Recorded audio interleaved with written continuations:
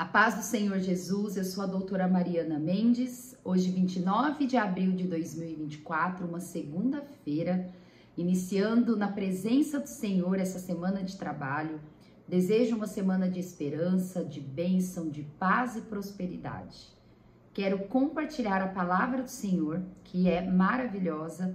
Antes disso, compartilhe meus vídeos com quem você quer que escute a minha palavra e inscreva-se no meu canal se ainda não é inscrito.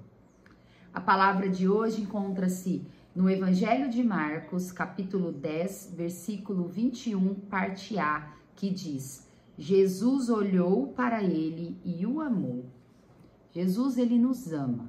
Jesus, ele ama a humanidade. E ele provou o quanto ele é amoroso aqui na sua vida terrena, onde ele sentia as dores daqueles que o sofriam, onde ele fazia milagres, fazia cura, dava palavras de direção, palavras de bênção e de compaixão e misericórdia. Jesus, ele nos ama tanto, ele amou tanto a humanidade, que ele veio e passou por toda a tormenta da crucificação, para que todos nós tivéssemos alcance à vida eterna e à salvação. O amor de Jesus nos constrange. Jesus, ele vem com uma doutrina de amor no qual a gente não consegue encontrar em nenhuma filosofia e nenhuma religião. Ninguém falou tão profundo do amor como Jesus. Ninguém inspirou tantos apóstolos a falar de forma tão profunda em suas cartas como Jesus. Pois só Jesus, ele sabe definir corretamente o que significa amar. O amor carnal, o amor muitas vezes que nós humanos achamos que nós sabemos, não é o amor divino, não é o amor ágape. O amor que ama, independente de quem seja, independente da situação, independente da circunstância. Eu quero compartilhar com os irmãos Mateus 5, 43 a 48, quando Jesus fez o Sermão do Monte e ele falou sobre o amor ao próximo.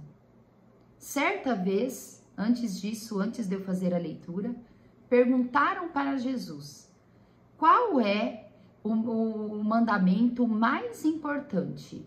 E Jesus responde: o primeiro mandamento mais importante é amar a Deus acima de todas as coisas. E nós entendemos por que esse mandamento é o mais importante. Pois se amamos a Deus acima de todas as coisas, tentaremos obedecer e cumprir toda a sua doutrina ao máximo. Então, realmente, Jesus tem razão. E o segundo mandamento mais importante, ele diz: amar ao próximo como a si mesmo. E também compreendemos, porque ninguém deseja o mal para si próprio. Então, se começamos a amar as pessoas como a si mesmo, não fazemos mal para ninguém. Não agimos de forma errada com ninguém. Como Jesus é maravilhoso. Como a meditação do Senhor, como a definição do Senhor sobre os mandamentos, sobre o amor, é perfeita. Jesus, ele é perfeito. E no Sermão do Monte, Jesus, ele aprofunda sobre o que é amar ao próximo. Quem que é o nosso próximo? Jesus diz, a partir do versículo 43, ouvistes que foi dito: amarás o teu próximo e odiarás o teu inimigo. Eu, porém, vos digo: amai os vossos inimigos e orai pelos que vos perseguem, para que vos torneis filhos do vosso Pai Celeste, porque ele faz nascer o seu sol sobre maus e bons, e vir chuvas sobre justos e injustos. Porque, se amardes os que vos amam, que recompensa tendes? Não fazem os publicanos também o mesmo? E se saudardes somente os vossos irmãos, que fazeis demais? Não fazem os gentios também o mesmo? Portanto, sede vós perfeitos, como perfeito é o vosso Pai Celeste. Que coisa maravilhosa. Jesus, ele diz que o próximo é o nosso inimigo. Quando ele diz amar o próximo como a si mesmo, não é somente as pessoas que você gosta, os seus amigos, a sua família, os seus filhos, mas todos. Aquele também que te fere, aquele também que é injusto com você, aquele também que te maltrata, aquele também que te prejudica, que podemos definir como inimigo. As pessoas que maldizem. E Jesus diz, ora por eles, ame eles, trate eles não como eles tratam você, trate eles como se fosse a si mesmo, com amor. Ora, abençoa os que te maldizem, é o que Jesus diz.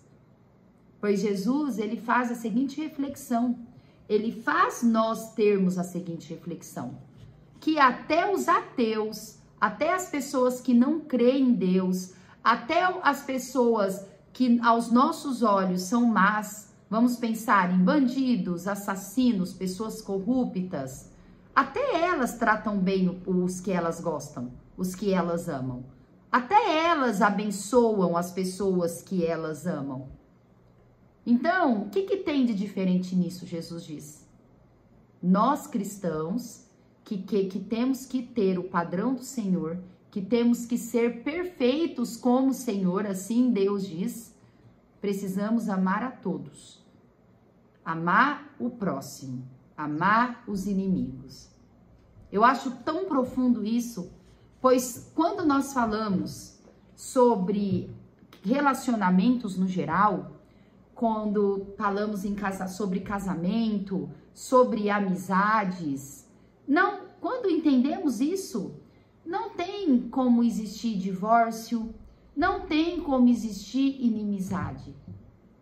Pois se Jesus ele diz que o segundo mandamento mais importante é amar o próximo como a si mesmo, se muitas vezes o seu marido, a sua esposa se comporta até como inimigo dentro de casa, nós precisamos orar, abençoar, tratá-los bem e amá-los como nós mesmos. Então, se nós começamos a colocar isso em prática no nosso dia a dia, tudo se torna melhor aos olhos do Senhor. Cumprir os mandamentos do Senhor, amar a Deus se torna mais fácil. Se nós não agimos com a dureza do nosso coração, com o coração duro, se nós agimos no padrão que o Senhor nos ensina, os relacionamentos tornam-se mais fáceis. Amar a esposa, amar o marido, amar os amigos, amar os colegas de trabalho que muitas vezes são injustos conosco, se tornam mais fácil. Então hoje, Jesus ele nos convida para nós amar os nossos inimigos, para nós orarmos por aqueles que nos perseguem, para nós abençoar aqueles que nos maldizem, que possamos ser cristãos verdadeiros, que possamos ser imitadores de Cristo, como diz Paulo, pois é isso que Jesus ele espera de nós.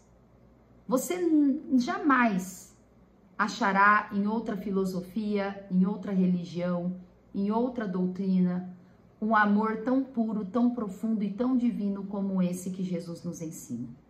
Jesus é Deus, Jesus é perfeito.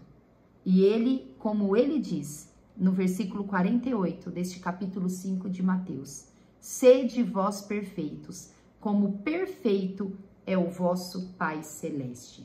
Nós não somos perfeitos, mas nós temos que buscar essa perfeição que Jesus nos ensina, pois Deus quer que nós entremos no reino do céu, buscando a sua perfeição. Amém?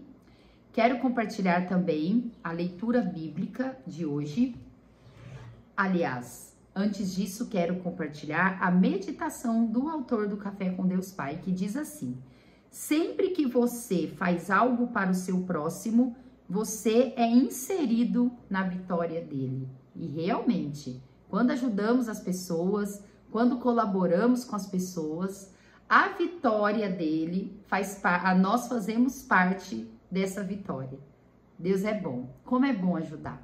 Deus, ele fala, né, que é melhor ajudar do que receber. E de fato, isso é verdade. Que possamos ser mais amáveis, que possamos ajudar mais as pessoas que Deus coloca no nosso caminho. Amém? A leitura bíblica está no Salmos 52, que é um salmo de 9 versículos, um salmo escrito pelo rei Davi, que é numa situação que foi quando o Doeg, um hebreu, ele denunciou a Saul. Foi no momento que Saul perseguia Davi. Davi ainda não era rei, mas Saul ele estava perseguindo por tamanha inveja que ele tinha de Davi, por medo de perder o seu trono para Davi. E Doeg, o edomita, ele entrega para Saul Davi, dizendo que Davi estava na casa de Abimeleque. E foi nesse momento de angústia que Davi escreveu esse salmo. Davi, ele compunha muitas orações, né? Muitos louvores nos momentos de tribulação e angústia.